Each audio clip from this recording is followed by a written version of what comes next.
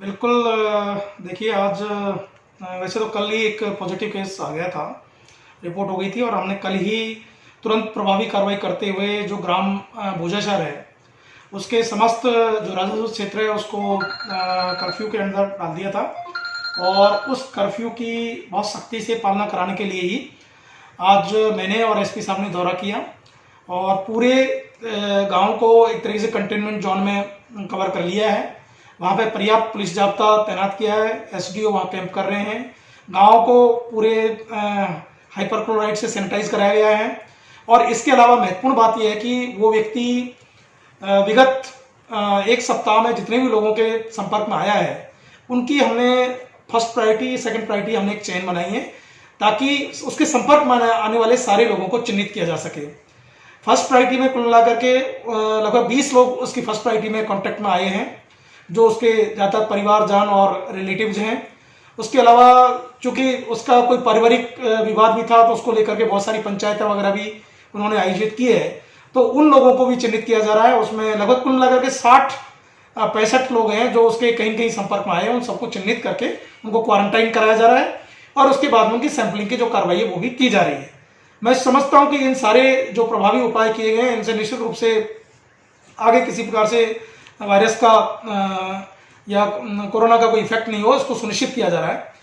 इसके अलावा जिले में जो सैंपलिंग की जो कार्रवाई है उसको भी बढ़ाया जा रहा है और जैसा कि आपको ये तथ्य विदित है कि अब जो हमारे सैंपल है उनकी जांच हमारे मेडिकल कॉलेज से यहीं से संपन्न हो रही है, तो निश्चित रूप से जो रिपोर्ट है वो भी हमको जल्दी प्राप्त हो जाएगी।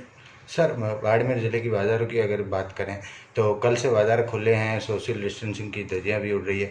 आज नए कुछ नियम निर्धारित किए गए। बिल्कुल।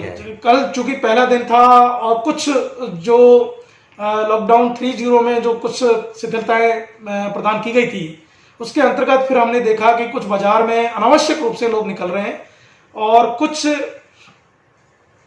लोग बेवजह निकल रहे थे। इन सबको नियंत्रित करने की दृष्टि से सभी उपखंड अधिकारियों को ये निर्देश दिए थे कि वो सर्वप्रथम अपने बाजार के जो व्यापारिक संघ हैं उनसे चर्चा करें और कुल मिलाकर के बाजार नियंत्रित तरीके से खुले।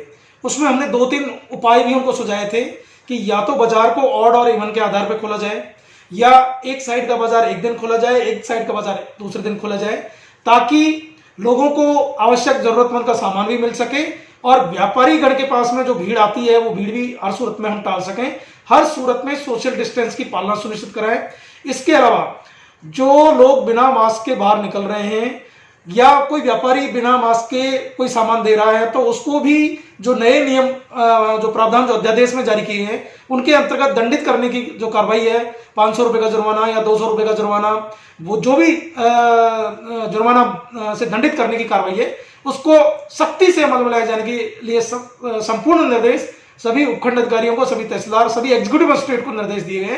तो मैं समझता हूं कि व्यापारियों को विश्वास में लेकर के और बाजार को नियंत्रित तरीके से खुलाने की जो कार्रवाई है वो हमारे एग्जीक्यूटिव मजिस्ट्रेट अच्छी तरीके से सुव्यवस्थित तरीके से इसको निष्पादित कराएंगे। सर, नियमों की अवमानना पर अब सख्त कार्रवाई भी होगी? बिल्कुल। नियमों की जो अवहेलना, जैसा कि आप जानते हैं कि किसी भी सूरत में गुटखा, तंबाकू और पान मसाला वगैरह का जो विक्रय है वो निषेध है। अभी भी वो दुकानें किसी सूरत में नहीं खुलेंगी। इसके अलावा कोई व्यक्ति ने अगर खा करके कहीं थूकने की कार्रवाई की तो उस पर भी कठोर कार्रवाई होगी।